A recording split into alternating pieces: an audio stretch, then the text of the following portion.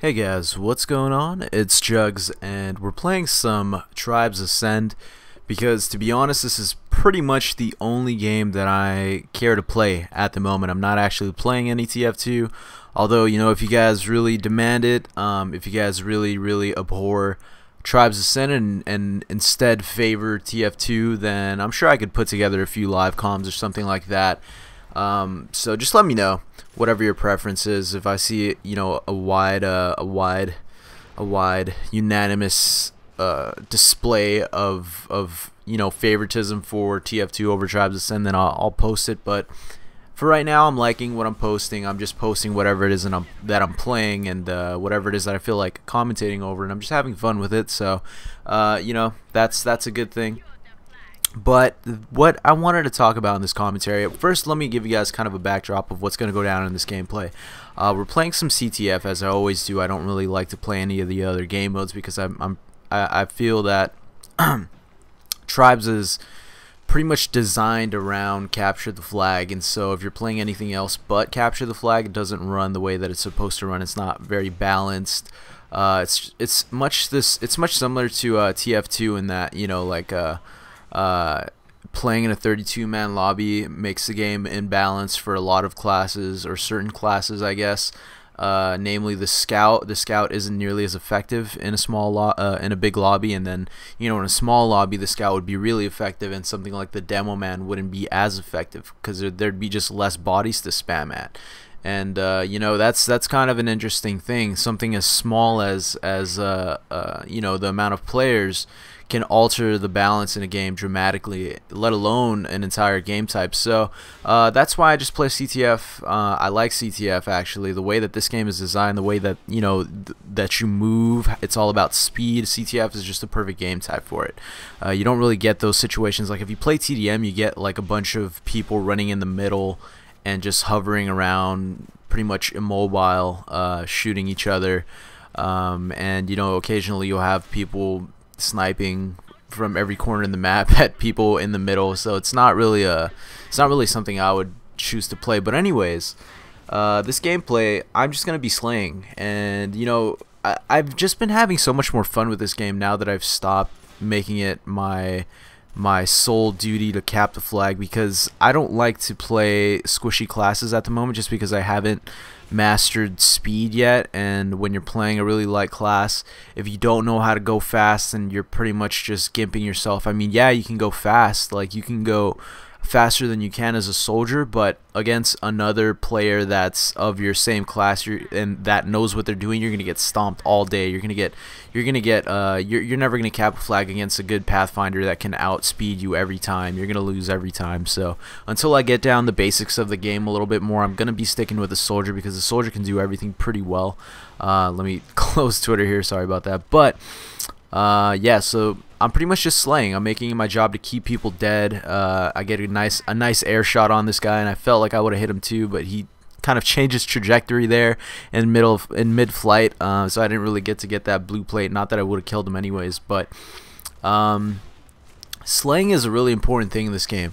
There's a respawn time, obviously, but that's not really what keeps people. That's not really why killing people is so essential. The respawn time is definitely one thing, but it's the fact that you have to get across the entire map. Despite how good you are at skiing, it's still going to take you a little while to get there. And so, especially if you're not good at skiing, it's going to take you days to get to where you need to be. And so being dead in this game is a major setback, as it should be. I don't like when games don't punish you for dying. I mean, clearly, shouldn't be the be-all end-all of a game, your KD, but there should be a dramatic impact on what you're able to do when you're dead, right? Because how lame is it to kill somebody, put all the effort into killing somebody, and then there's instant respawn in something like TF2 or Halo or something like that, and then they just come right back and throw nades in the middle of the map and then get you with a Zeus nade. That's not fun. That's not fun for me personally. But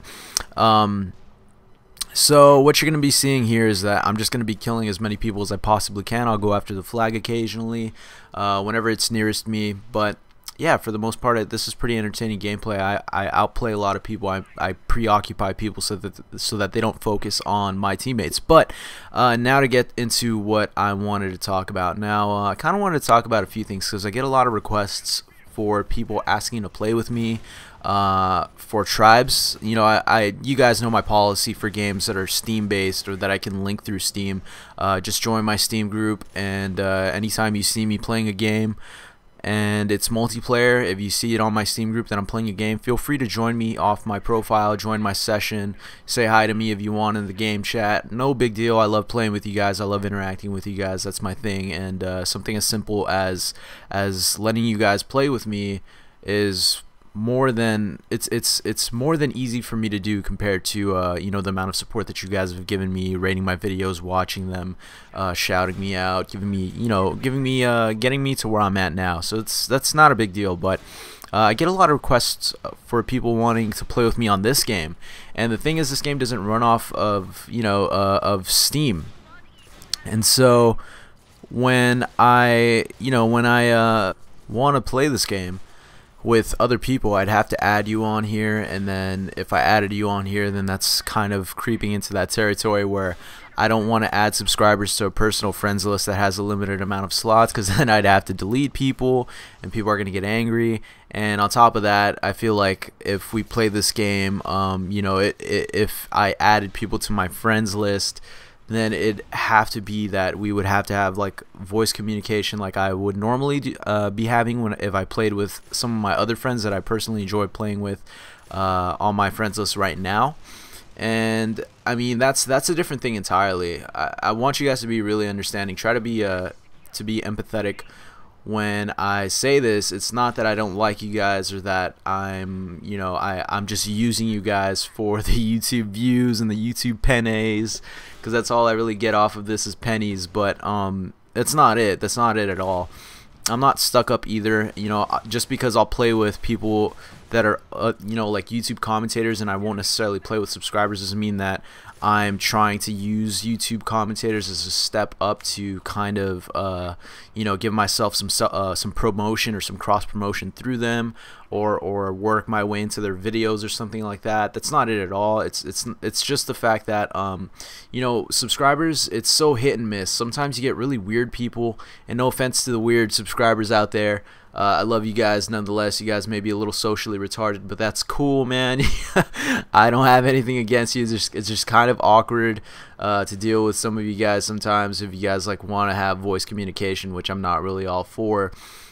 So that's one reason, you know, you get kind of the weird subscribers, and then it becomes this thing where it's like, you know, you don't know what to say to that person. You just don't want to play with them, but you don't want to be rude, and it's like when you finally get it out to them, then it creates this kind of like tension or this drama, and then you lost a viewer or a subscriber, or you know, somebody to interact with on your videos. That's what I think of when I think of subscribers. But that's one reason. The other reason is that there are just simply too many of you guys. I mean, you know, there are a lot of you guys that might be saying to yourself, oh, you know, Jugs, if you took the time to get to know me, you know, we'd be fucking best friends. Just the way that your personality matches so much with mine.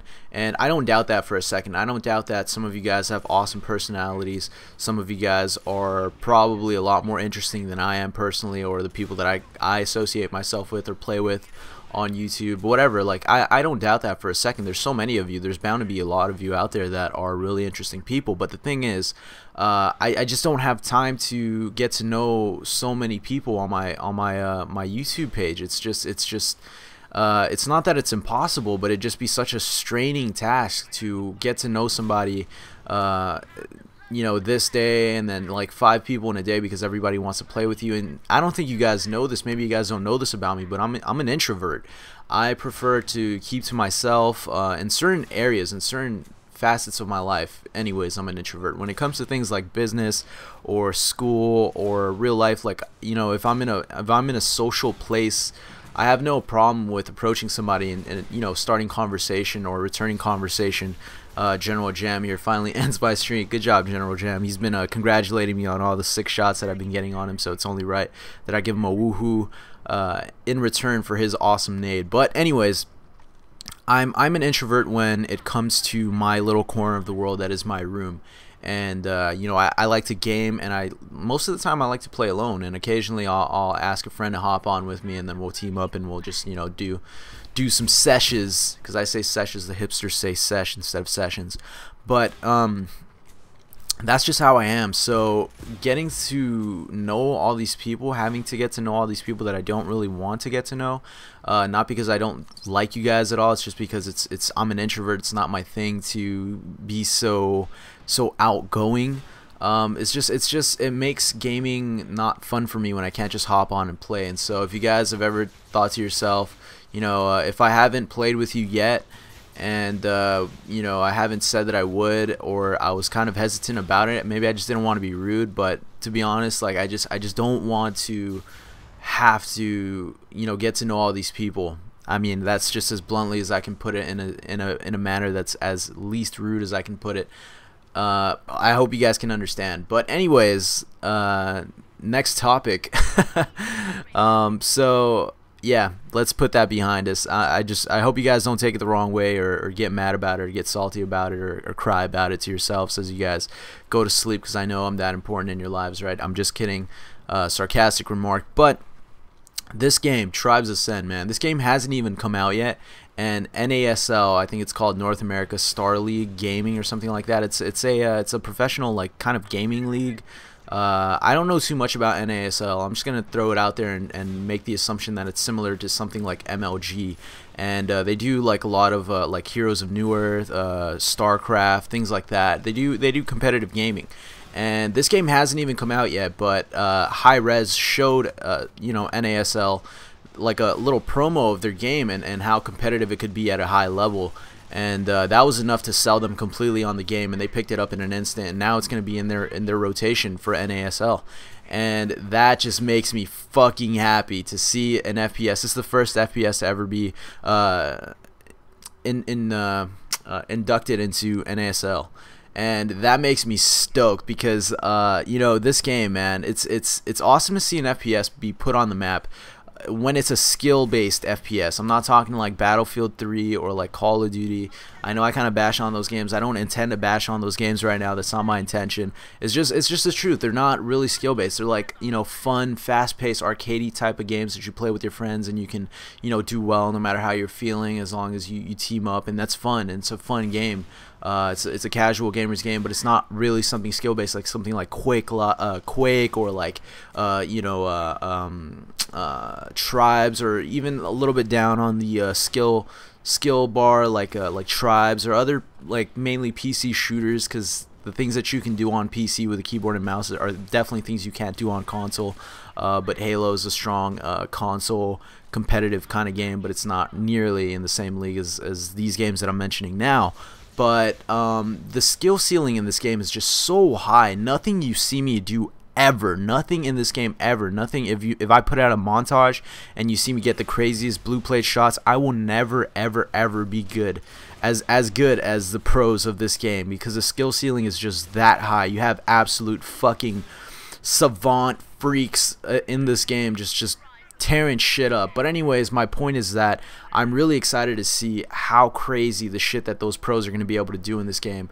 And don't ever think that you're good at something like Tribes or Quake, because you see a pro play and it's just night and fucking day with the best thing you've ever done and the worst thing that they've ever done. It's insane. So look forward to that.